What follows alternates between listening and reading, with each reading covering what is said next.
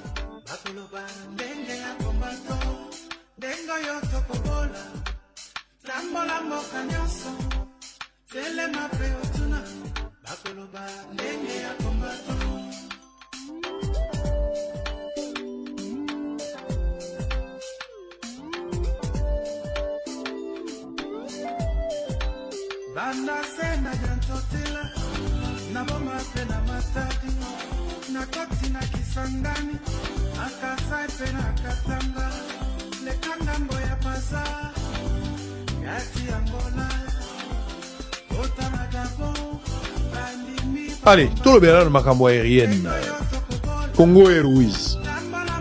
Na minute ndenge tozabona mboka na biso compagnie ya ndeke ya avion ezate. Ils ont existé na Combo mais ba pare ezate. Na évité jour nini muto amata sur Congo Airways. Na évité. Ngala matango ete na mona ngango. Na kosala oya ba pa ya publicité te pour tozala contrat moko te mais néanmoins tout le bela mboka na zane logo. Amona ki ba révocation awa. Ba réhabilitation fait en même temps. Yo eza mosana yo.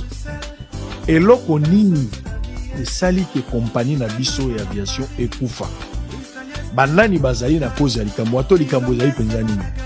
Est-ce que makambo ekomeli biso lelo tokokaki kokima yango ko envisager yango na mosika ko prévenir pour que mabeo tokomi nango lelo komate soki il fallait totala yango na mosika nini bino bosala ki bino batamaele na likambo wana so bayoka ki bino te bo proposer ki nini.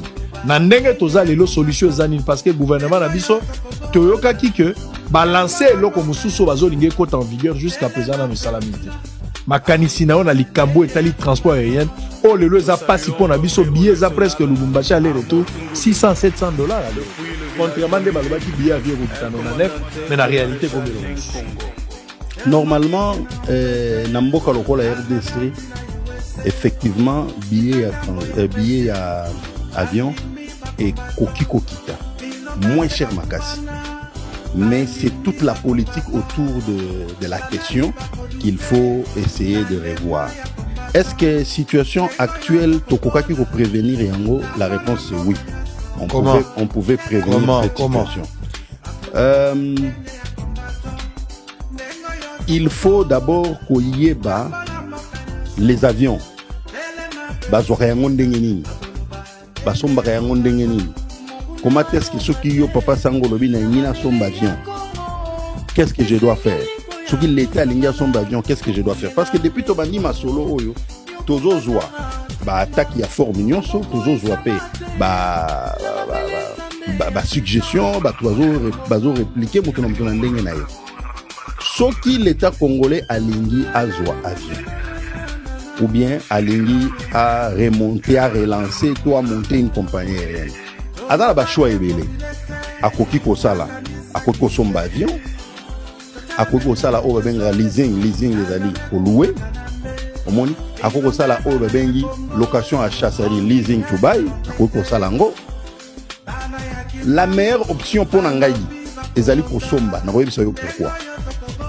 Parce que un 737-800, la dernière fois, on a dit que ok, on a 737-800 avions de nouvelle génération. Actuellement, c'est le plus moderne de la RDC.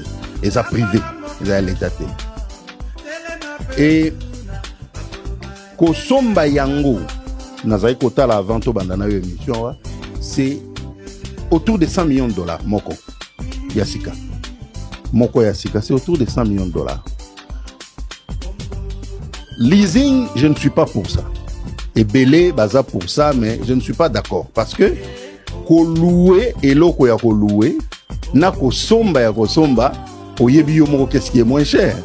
Na ko ça, les là, ba calculer ensuite aux en attente, au papier, na stylo, na démontrer pourquoi leasing, ezali, option, yamala mouté. Maintenant, il y a une troisième option. En lisant ici tout à l'heure, j'ai vu que Air Côte d'Ivoire a salé la Kiango. Il y a une troisième option. Oyoba Bengi low cost. Low cost, c'est-à-dire aviation moins chère. Quand on a l'oba Kiango na quelque part, tout le monde réagir. Oh non, n'habité. Quand on a le low cost, tant on a le moins cher, on a le coût à billet.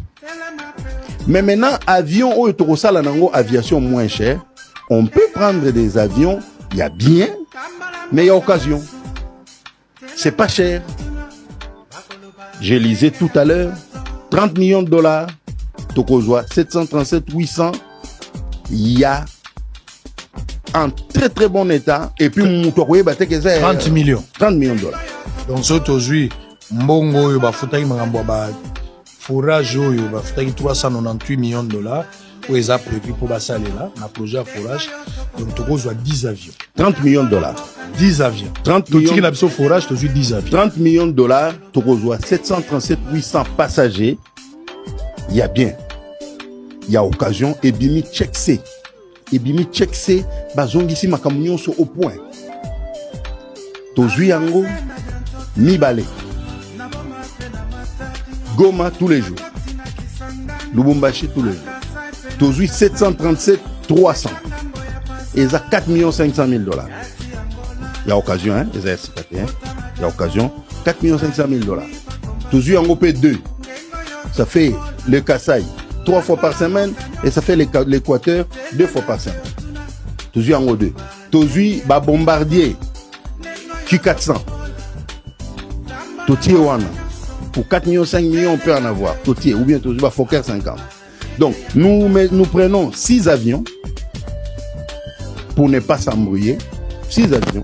Nous les mettons en ligne et Moussa Lebani. Sérieux. Discipline. Gestion à Kitoko. Finance Kolande de la Maramunioso. Papa Sango. En 4 ans. La 5e année, 1 milliard de dollars dans Mesa.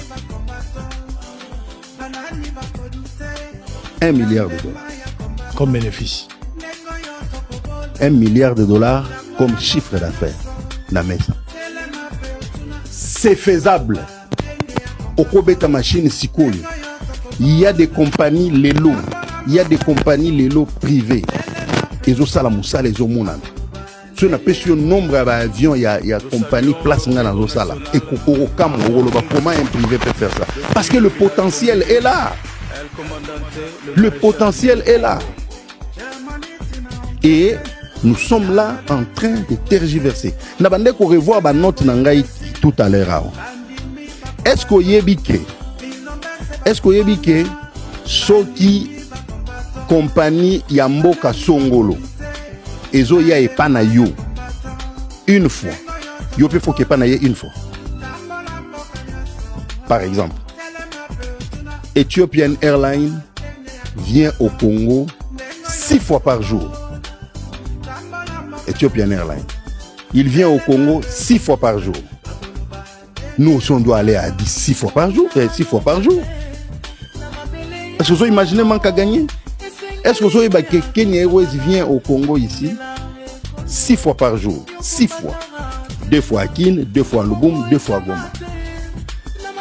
Il faut bisoper tout à Nairobi 6 fois par jour.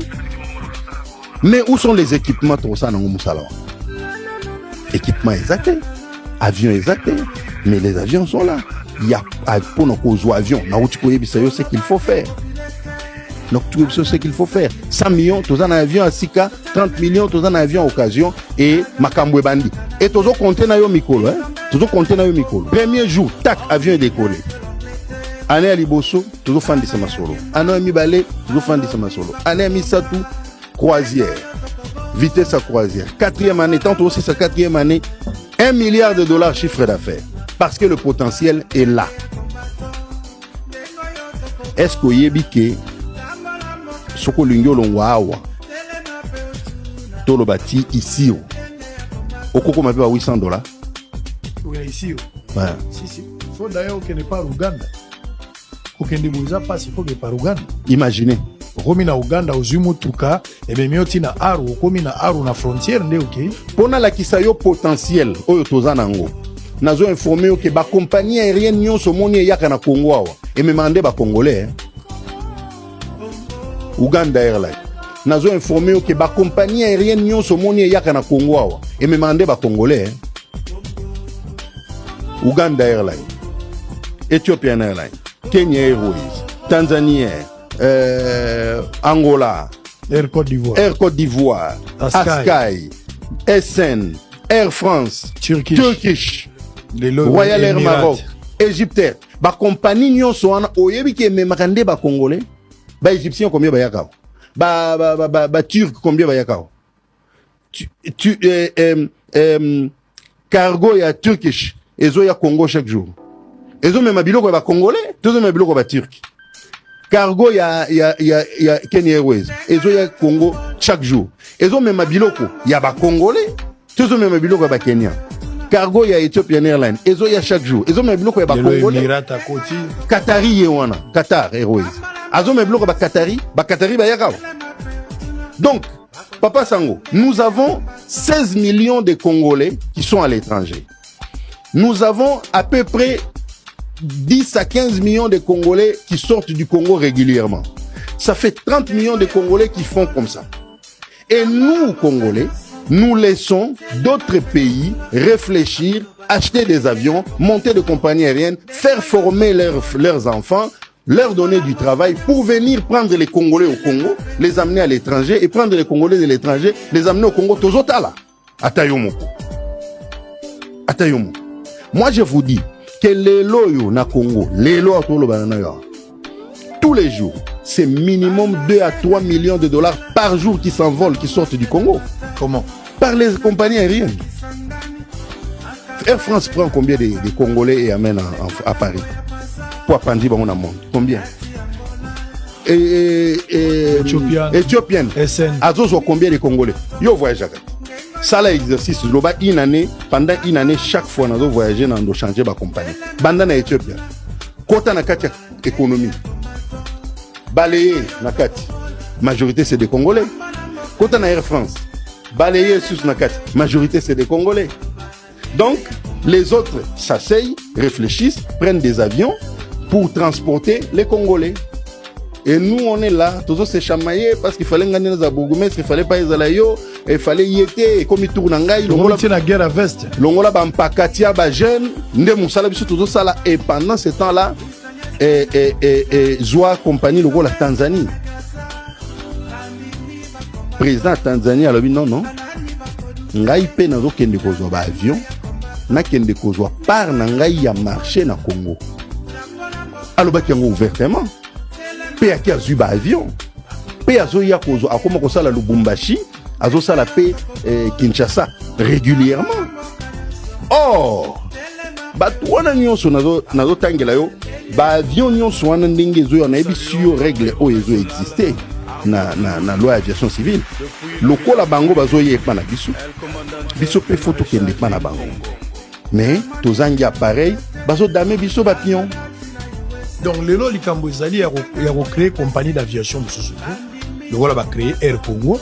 Mais le problème, il faut plutôt travailler pour nous zonger sa Congo Airways dans Molongo en achetant des avions et avoir une politique managériale. Bon, je n'ai pas participé à la décision. Ndenge Ozo Lobawana n'a participé à la décision. Le gouvernement dans nos saïd. Dans la réunion, on a un conseil des ministres. Oui. Le Kola n'a participé à la décision. On a repris sur la production. Pour moi, la RDC a la possibilité d'avoir les avions où il y a. Et puis, Kobo Sanate, la compagnie aérienne Obayaka, soi-disant, pour Sungabiso. En réalité, la compagnie aérienne étrangère, quoi. En réalité, Batala Kande jus au Ezana Kati a marché. Pendant Tango Bande Koloba, on a mis qui consulter sur la note Nangaï. Uganda Airlines. Azana 16 destinations dans le monde. 16 destinations. Na Congo, on a 2 destinations. Ça fait plus de 10% de la destination. Kenya Airways, on a 33 destinations dans le monde. Na Congo, on a 3 destinations. ça fait 10% il y a ma destination. Donc vous voyez que la RDC est un marché qui représente un très grand potentiel pour les compagnies aériennes. Mais pourquoi Bissomoko toujours négligé yango? Pourquoi toujours négligé yango? Nako flashé au moins eloko mususu et pesa yo moi mutema pasi ndam. Soko tali na aéroport Anjeli. Jour koya senga autorisation otambola na tarmac. Jour kende Loano na Lubumbashi senga autorisation otambola na tarmac. Jour kende Goma nde ba aéroport na biso misatu ya minene yango wana. On remarque qu'il y a des avions qui opèrent au Congo, mais qui sont immatriculés à l'extérieur, qui ne sont pas immatriculés au Congo. Vous imaginez le manque à gagner? Vous imaginez le manque à gagner? Mikanda ya ba avion nyonso wana libanda na ba mboka au place ba immatriculé yango, ba pilote ya ba avion wana nyonso ba uti libanda na ba mboka wana place l'avion est immatriculé. Parce que pour tambusa avion immatriculé quelque part, il faut avoir la licence yamboka wana. Nitinga na tambusa avion eza immatriculé na Congo. Avion ya mutu privé a monté société na yezo évolué très bien, bravo na bango. Et avion on eza immatriculé na Congo, il faut na zalana licence congolaise. Mais ce qu'on kende na aéroport Anjili otala nombre ya ba avion où eza immatriculé libanda Congo.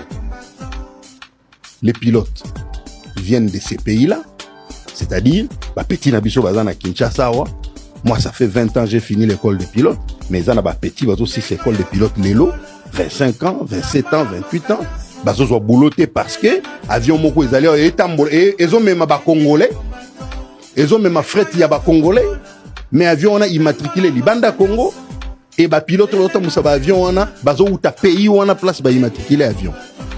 Pourquoi? Mobutu a fait former des pilotes ici dans ce pays, aux frais de l'État. Aux frais de l'État. Bah, jeune et belé yo yebi bango, les lots bazana nous vivants. Bazana nous vivants, bah, nous sommes 80 ans, 75, au-delà comme ça. Mobutu, l'État congolais, tangi ici bango classe. Maintenant, douane, il y a ba avion wana. Avion Moutouakei, Asombi avion naye a immatriculé yango libanda ya Congo. Siko avion wana mikanda nango yamboka wana place ba immatriculé pays X, ba pilote ba outi pays wana X, to perdre ba emploi, ba mécanicien ba outa pays wana, to perdre le sundambu ya ba emploi. Et puis avion wana mikanda nango e outa kaka pays wana. Plus grave, avion wana ba redouaner yango te, DGD azangi mbon. Vous voyez? Et tout ça, ce sont des choses où il faut qu'on fasse de la yango, qu'on corrige yango.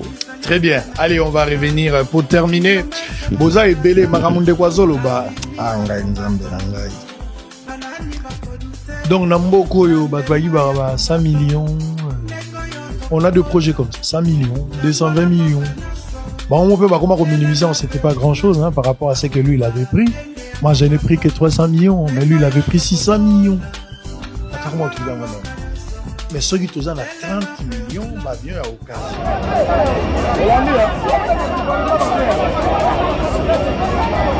Voici comment les gens se démarquent dans le rapport de Magata.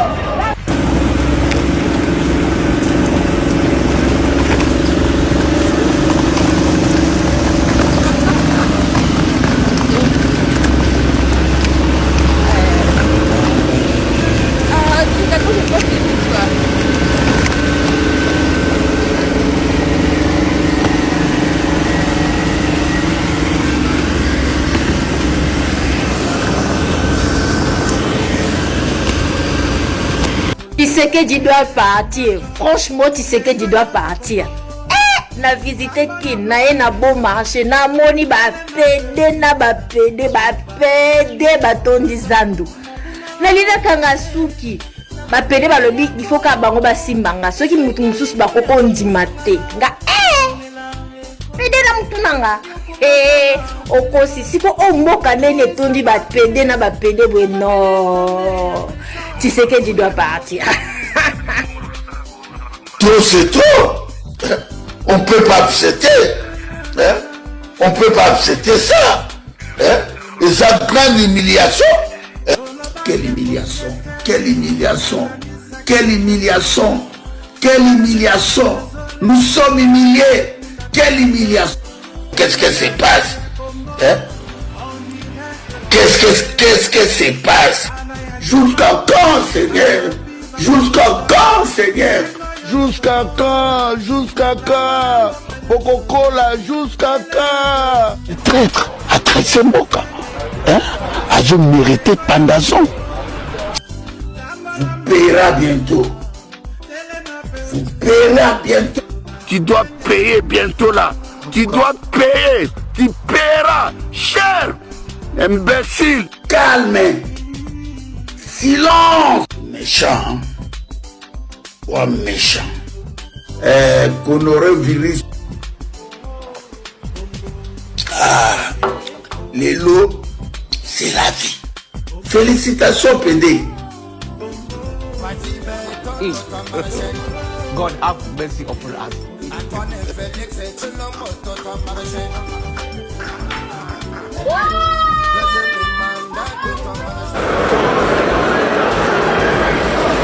C'est moi Kinshasa qui va faire des choses pareilles. Les chariots, on est en train de porter ça sur la tête. Bizarre Kinshasa.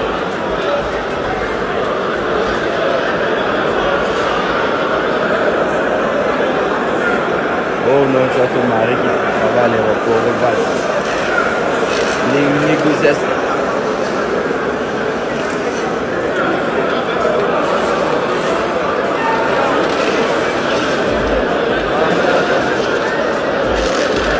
Tala Félix Etsudo atelema mutumbali bumu molai.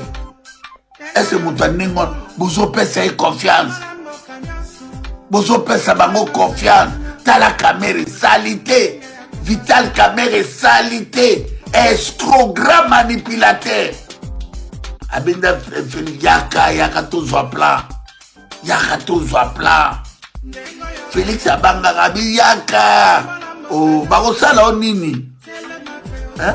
Toko manipuler bango toko so plan kanamba kosuka ka poka totel biso to bengani kanamba to telemela na ba to Denis Mukwege mokile telema e ba madame Niki Alei ba telemela e mokili mobimba OK bango ba ki na plan B na bango ba bi ba kanamba kosuka mabe yona Félix Olivier loba mobali na asisa makambo akena kocha moto oyo bo sisa parce que changement, le bateau doit changement en athée.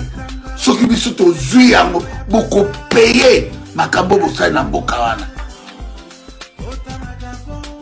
Mutomoko Pamba. Caméra Bendi, Abiato, nous soit plan. Bateau là-bas, au Canada, ils sont nulle part. Ozobanga Nini. Tanga Lubaki, changement, c'est Martin Faye. On exprime les alagines. Abanga, à mon qui c'est Martin Faye.